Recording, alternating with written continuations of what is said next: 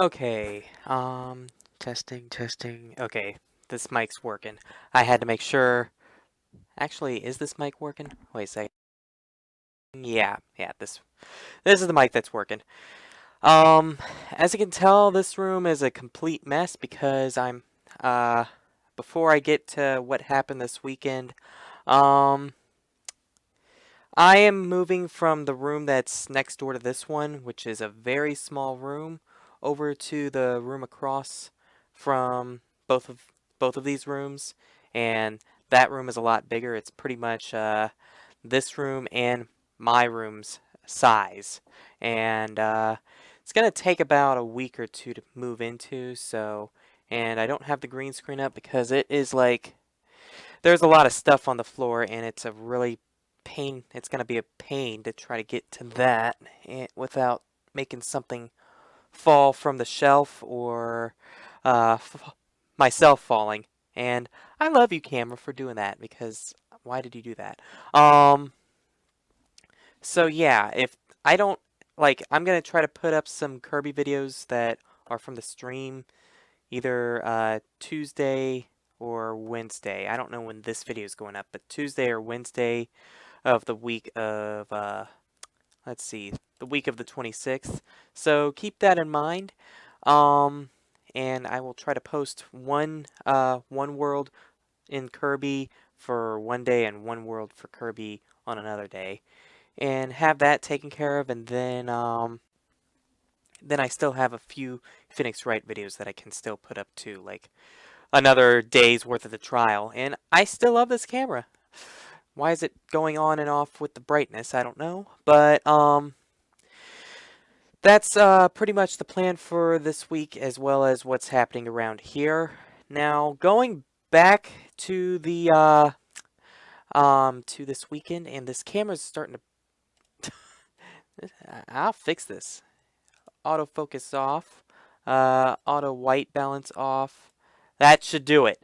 Okay. Now this weekend it was fun. It was fun. I would actually post videos, and I actually did try. Apparently the SD card trick didn't work for me. So I'm thinking maybe I needed a digital copy of the game for it to work. However, at the same time, I'm pretty sure making copies of the digital copy wouldn't work because I mean, maybe they do. I didn't have a digital copy to test it out on except for my Japanese version, and that doesn't even work on tournament play because they say you can only use the US version of the game, even though you can trade back and forth locally with them. So I don't know why you need a US version of the game when you can set it to English on a Japanese version. Don't look at me. I don't know. I don't make the rules. So I'm pretty much going to have to explain to you all what happened during the tournament. First round, it was pretty easy. The only problem I had was my Weavile got paralyzed for a static on an Ampharos. So yeah, that kind of screwed me up a little bit with Weavile. So I ended up going 3-0 on the match and start out with 4 Pokemon each. So keep that in mind. Um, the second round was a lot tougher. I actually went up against a gold. I keep saying gold. A nugget bridge. Yeah, a gold nugget. That's very redundant. A nugget bridge person. If you go to nuggetbridge.com, you should see there's some pretty good players there. And I know the champion for the last 2 years, I think, he goes on that site as well. And the champion was also there. His name is Ray Rizzo, and I even saw him on the lineup. So yeah, I don't know who won either because I've just been busy with all this and just haven't had time for too much of that. And but I went up against a person named Mike, and pretty much, it was a switch battle. Kept switching out and kept switching out, and the entire battle, and it was a 15-minute battle. Like, you had only 15 minutes to do it, and it kept switching out and switching out. So, and pretty much, I kind of screwed myself over a match. Oh, I screwed myself over a little bit of a match. He used the Mega Aerodactyl, and pretty much all of his Pokemon I think were slower than mine. But if I used Aegislash. I don't know how to pronounce it, and don't correct me. I will not care how it's. I call a geese in Fire Emblem, so I'm calling it Aegislash or Slash, whatever. And I used that Pokemon against Mega Aerodactyl, and I used Shadow Claw on mistake instead of Iron Head, and that pretty much costed me the match because if I would have used Iron Head, I would have gotten a super effective hit instead of doing just like a stab hit with Shadow Claw. Would have done stab hit with Iron Head plus super effective damage, and that would have taken out Mega Aerodactyl, and Mega Aerodactyl left me with 12 HP on my Aegislash, and that could have been the comeback kill right there and taken everything else out on his team because due to that, he took out everything else on my team because Aerodactyl is like one of the fastest Pokemon, so and I had like little HP on everything else, but uh, he got that hit, and that was like the last hit. That was like pretty much the winning hit right there, and yeah, I gotta say, good game. That was a really. It was. If I would have landed that Iron Head, I would have. I'm not gonna say I would have won, but it would have. The round would have been, or the match could have gone either way after that hit because of that. And then from there, third match, like pretty much all the matches that I went through, I swept with Mega Charizard. Why? I wish I could have used Meowstick, but there was not that many pranksters in the battle. The only prankster that I saw, I think it was fourth match, was a Riolu, which my on this channel, my name is Lucario Player.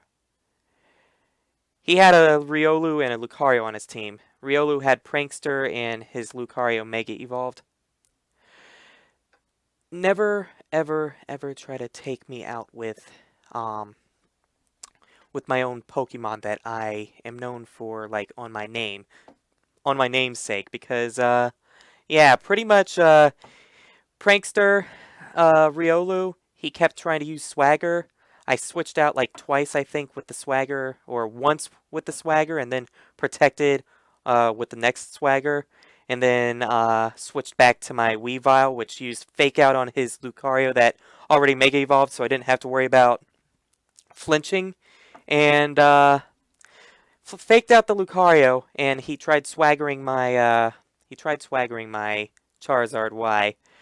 Charizard Y did not get hit himself in confusion and just wreaked havoc on Lucario and Riolu. Cause I know something about speed with Lucario. Lucario has like I think on a base speed whenever he Mega Evolves he has like 110 or 112 base speed, and Charizard Y doesn't upgrade his speed whenever he Mega Evolves. It stays at a base 100. So I knew what I was getting myself into. If I would have stayed in with, if I would have faked out Riolu, there was a chance that Lucario would have tried something like, I don't know. It seems like because my Charizard Y is not good with defense, yeah, I wanted to fake out the Pokemon that had a lot of attack power coming at it. So, faked out the Lucario. Riolu prankstered it up with Swagger. Charizard Y was confused, but ended up using Heat Wave and took out both of those Pokemon. No problem, and from there, he had only one Pokemon left and just took it out. One with 4 Pokemon remaining. And I think I didn't even use my Garchomp in that match. I forget what Pokemon I had, but either way, it ended up with me winning, and I don't know why the light's still being stupid, but that's how that battle ended. And that was like one of the most memorable matches for sweeping. No offense for if anyone's watching this that's from the tournament, and I battled you, I'm sorry. But then there's this one match that happened. It was match 6, I think. And match 6, that was the closest match. I wish I would have had that on recording because that was like, no one could ever get any closer in a Pokemon battle ever. It was that good. Like, although I will have to say, the beginning of the match sucked because what kind of freaking tournament employee that is on the floor watching over the battles to see if any cheating or something's going on? What kind of employee goes up to someone, taps them on the shoulder and says, "Hey, you dropped this?" It's like, dude, I only have 45 seconds to choose an attack, and my pockets are filled up, as well as I'd probably have to stand up to check my pockets thoroughly, and what did I drop? I don't know. What did you drop? It's like, what? And I'm like missing what happened in the battle, as well as only have certain amount of seconds to do a battle or pick an attack and stuff, and it's like, I don't even know what just happened in the battle, and thanks a lot, guy.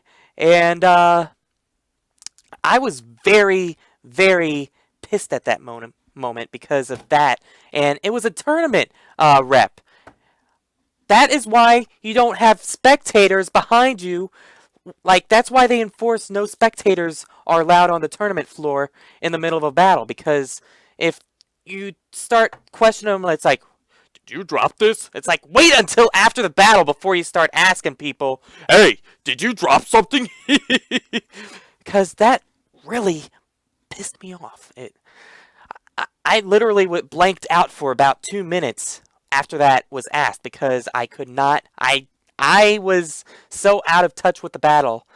But then, at the very end of the last 2 turns of the battle, holy crap, that was one of the, closest battles I have ever had. Like, seriously, if you were there, if you were spectating it, you would have been like, that was one of the most phenomenal battles endings you've ever seen. Pretty much,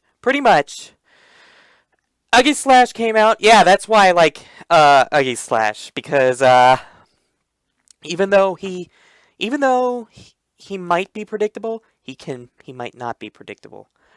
What happened was, he thought I was going to go back to King Shield on turn 12, I think, and I was like, no, I got to do this, because if you attack me, if I go up in Shield, I have 2 Pokemon left. If I went up in Shield, my last I would have been with only 1 Pokemon left. So it's like, no, I gotta get in for the attack.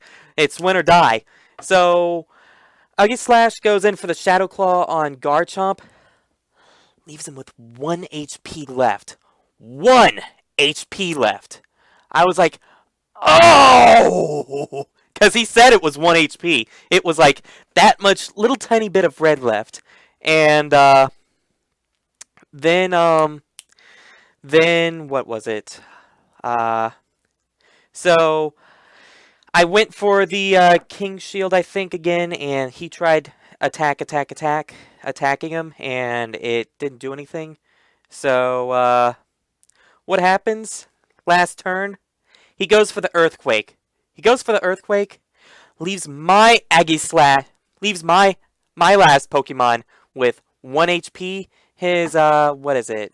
Scrafty? Or, the fighting dark type. I can't ever remember his name. I usually say Scrafty, but I think that's the first evolution. In if you try to say, oh, it's that Pokemon, it's like, by that point, I know what it looks like, so I don't need to be reminded what the name is. You can remind people in the comments section what the name is, but I don't really care. It's the fighting type that has the pants on the ground. He faints, but my Aggie Slash lives from that Earthquake, and yeah, pretty much when I did that Shadow Claw the 1 turn, he had Rough Skin and what is it? The Rocky Helmet. So I already knew what was going to happen, and there was only 45 seconds left on the clock. So I went for the Shadow Claw, leaves him with 0 HP, but the Rough Skin and the Rocky Helmet damage takes into account first, even though I don't see how scratching someone and then them having 0 HP first makes them the winner, because it's like that should be counted for after the battle or something, or after the fact, kind of like with the whole self-destruct thing.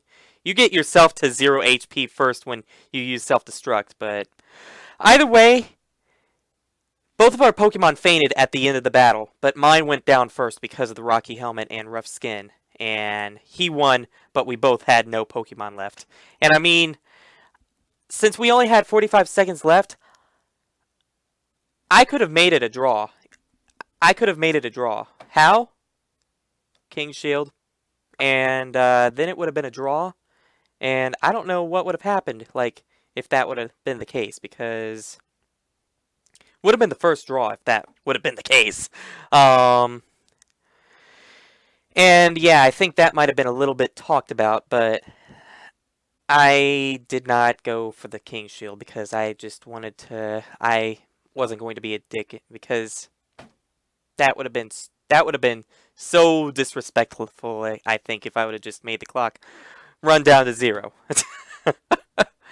So that's how that's what happened in that battle. That was round 6. Round 7 was pretty close. Like it was in my favor for the most part, but then Heat Wave missed one Pokemon, and that pretty much made the opponent come right back at me, and only was left with Weavile, which was poisoned and had less than half HP, and his Gengar, which was at full HP. But luckily, his Gengar was not focus sashed, and I could go in for the kill with Night Slash, and that just brought him down like that. But otherwise, if the Heat Wave would have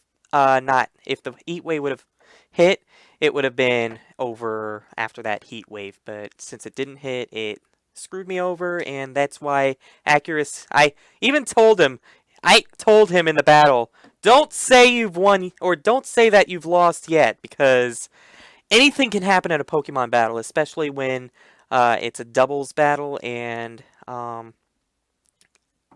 yeah, like if I have a 85% accuracy move, there's a chance that I still might not have the winning strategy at the very end, because I mean, I've come back with 2 Pokemon left, and the opponent has 4, and I think they were using Legends too, and I just came back with like Swagger, Metagross, and Metagross was just owning with that Swagger and Meteor Mash, like back in 4th generation. So never say you've won. I've experienced it where I've had 2 and they've had 4 and 1. So I can go with that whole never say you've lost until the match is over. So keep that in mind. That's a very important lesson right there. Never ever admit defeat until your final Pokemon is out. And then the last round, I did have it like saved on a recording, but it was just so horrible that was like my worst round I ever played. But at the same time, he admitted that if I would have pretty much, this is what happened. He had a Garchomp, I had a Weavile. Weavile used Ice Punch. Everyone knows how powerful Weavile is, especially when it's like max IVs 31, and it was a Jolly Nature one, but you gotta have that Jolly because there's a lot of things that could outspeed you if you don't have that Jolly Nature. But went for the Ice Punch on the Garchomp, and I couldn't see what exactly happened, but I've taken out like a lot of Garchomp with that one-hit kill with the Weavile, and yeah, that usually works, especially with a 4 times stab, a 4 times super effective hit that is stabbed. and on one of the most powerful ice types out there. Yeah, that pretty much took me as surprise, and it left him with in the red. And since I didn't take out that Garchomp, he used Rock Slide and took out my Charizard Y, and that's when he came in with the Mawile, and Mawile with the Mega Evolution just pretty much swept my team because there was nothing that my team could not handle the Mega Mawile. He switched out the Mawile when my Charizard kept coming back out because I think I was switching a little bit too in that match, but not as much as round 6 and 2 because once that Garchomp took out the Charizard Y, because a lot of the stuff that was on his team was, I think, super effective against my Charizard Y, so it would have helped a lot. But since I could not come in with that kill, and since since the Garchomp could outspeed pretty much everything on my team except for uh, the Weavile, which is why I went for the Ice Punch. That's what made him win. That's why when people tell me speed isn't everything, no, speed is pretty much everything because if you're slow, if you're slow, then if you're slow and they just have one thing on their team that's super effective, your team's done because like I said, the Garchomp's got like 104 base speed, while Charizard Y has 100, and because of that little bit of a boost in speed, Garchomp can just come in with the Rock Slide and just own the team. Which Rock Slide, even with my not so good defensively in IV's Charizard Y, rock moves are 4 times effective against Charizard, so the defense is not going to help. That's why I got to play around my weaknesses a little bit, and that's why I had Weavile come in and try to take him out, but just could not do it. And so that's what happened that weekend, and I dropped out during that match because that was my 3rd loss, and some people were going to probably make it to top cut if they had 2 losses and 7 wins, but since I had that 3rd loss and it was only match 8, only one match to go, and it was like 7:30, I think. I think it was 7:30 when that was over and I was getting ready to head home. 7:30 p.m. Yeah, it lasted forever and I was up since 7 a.m. I was ready to go home if I didn't win, so that's why I left at the last or on round 8 because that was the longest tournament I had been to. Every other year it's been till 3, but they didn't actually start until like 12:30, but signups or registration was at 9 to 9:30. So, yeah, it took 3 hours, and it took over 3 hours before could start the game. And so that made the day so long. So, yeah, pretty much my only complaints was in the VGCs this year was that it took so long to do. But then again, there was over I think I know over 300 people, but I think it was around 351 people. I think that was the exact number. 351 people signed up for Masters. Meanwhile, only juniors had like 40 people, and seniors had like 90 something people. And so, yeah, if you have like a little brother or sister that you think you might be able to get into Pokemon or something, I would highly suggest you all to teach them, because if juniors and seniors are that low in numbers, there's a good chance that they can win if they are just told how to play by their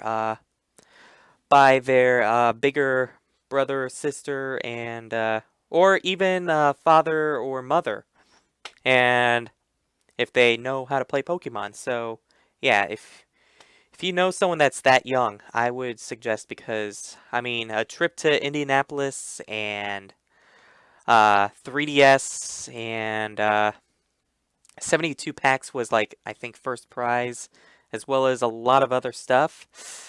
Yeah, I think it would be a little worth it. Even, I mean, even if you don't win, you can share that.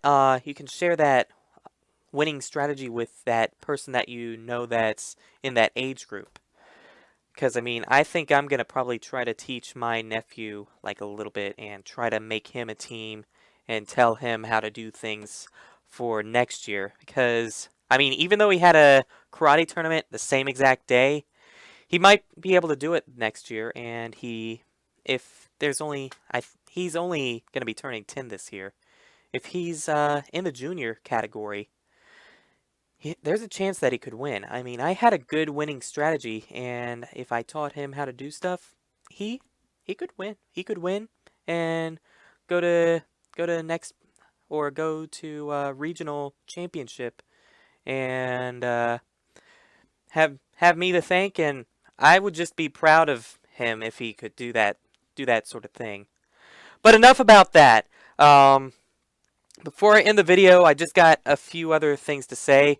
What did Luke get there at the tournament? They, like, because they set up during Friday, and TCG stuff happens during Friday, they have first dibs, then Saturday has the second dibs, and then Sunday has the final little, like, there's barely anything left on Sunday. So I think next year I need to go there on Friday, even if it's just an hour drive and an hour drive back, because there was hardly anything at the shop. But I did get, even though I was Team Chespin for the first, like, whenever I went through the game and stuff, like, first time, everyone knows that I use Greninja, like, my shiny Greninja, for some things. So I got a Froakie pin right here. You can see it. It's a little blurry because I don't have the focusing thing on. Maybe I should turn that back on. Let's see. There we go.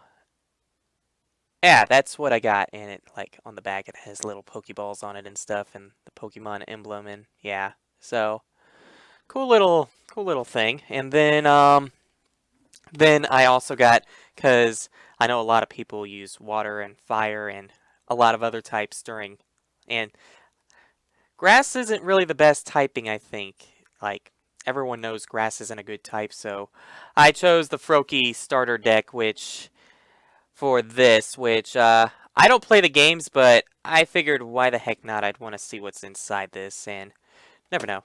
Never know. And then I also, plus it was only $12. And then I also got the Sylveon pack, which I'm thinking about doing a video on both the Froakie deck and the Sylveon thing. And this right here was $14, and it comes with a Sylveon card, and then all the Eevee Evolution cards, including the Eevee card itself. And then it comes with a Sylveon figure in it, and I think it comes with 4 packs as well. Oh, and then it comes with a fairy type card as well. And then something I put in my Pokemon folder, which has like a lot of different cards that are like rare promos and all that sort of stuff, including a few Japanese cards in it. But in the back, I have another regional card somewhere in here, but it's kind of hard to tell where. But this here was the Shelgon card. However, I noticed when you look at the typing of it, let me actually take it out and show it on the camera.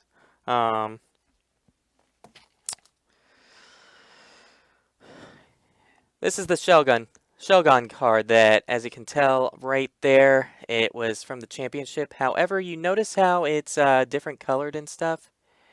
Yeah, look at that typing. Has anyone ever seen that typing before? That's because I'm pretty sure that's a dragon typing, because when you look at the bottom, it says it is weak to that type as well. So that's a new type, I can tell. I haven't been on to TCG, but I'm pretty sure because of the introduction of X and Y and the fairy type, like as you saw on the Sylvian card, there was a fairy type card. Um, they probably introduced the dragon type, which there's probably something about fairies being super effective against dragon types because that's what it is in the game. So I found that a little interesting about that card and wanted to show that off. And yeah, I think I'm gonna probably make one more video that pretty much it's gonna be just like this, but I'm just gonna show you the cards like that and show what's all in this box and what's all in that box, and yeah. So this was like a 30-minute video, but I hope you all enjoyed what happened at the, like, my telling of what happened in the tournament and stuff. And with that, hope to catch you all next time, and again, be aware that I'm moving rooms, so that's why everything's a mess, and why not playing any other games, because yeah, I'm not gonna probably be recording until this mess is straightened out. So with that, take care, and I hope you all have a great day.